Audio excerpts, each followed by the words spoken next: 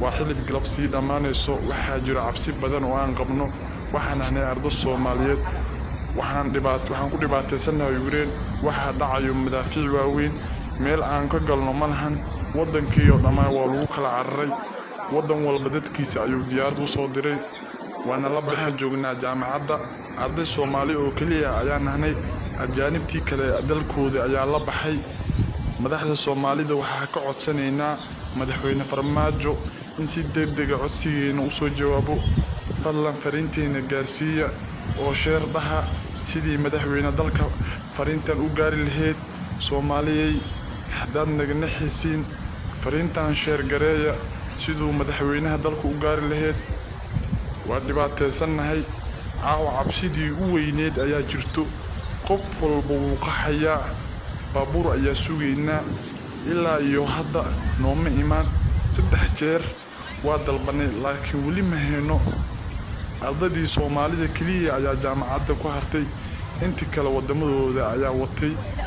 waxaan nahnay arday gaarayso konton arday oo Soomaali ah iyo kuwo kale badan oo aanan aqoon u lahayn ayaa ku dhibaataysan meesha shacab walba wadankiisa ayaa diyaarad u soo diray wayna la baxeen jaamacaddu waxa ku dhiganaynaa arday qoomiyad kala duwan ka soo jeedo Soomaalidina kaliya ayaa ku haray meesha iyo Afrikaan kale oo aan badnayn madaxda fariintan naga gaarsiiya si degdeg ah loogu bixiyo meesha hadda waxa dhacayo hub aad u culus dukaamadu waa xiran yihiin wax la cuno ma lahan xal ayaa waxa uu dambeysay Soomaaliya hadda naga naxisiin muuqaalka sheerdaha sidoo madaxda dalka u gaari lahayd waxa la gaaray xilli habeena cabsidii u weyneed ayaa jirto caawa ee xitaa waa qaxeen waxa uu meesha looga kala cararay waa Soomaali oo kaliya fariintan gaarsiiya madaxweyne Farmaajo sheerna waxaan maqlay wiil Soomaali ah in maanta duqeyntii ku dhintay Allah u naxariisto annagana Allah naga sheer bixiyo noo soo duceeyo Soomaaliyay in Ilaahay meesha naga saaro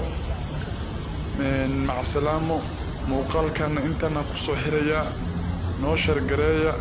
fadlan sidii madaxda dalka u gaari lahayd dalkii dad walba dadkiisa ayaa la baxay badanaa meesha waxa ku har waa Soomaalideena oo kaliya ajaanibtii badankood waa baxeen oo dalkoodii ayaa loo waday Soomaalida kaliya ayaa jaamacadda ku haray fariinteena waxaad gaarsiidin qof walba oo wax ka qaban karo iyo madaxda dalka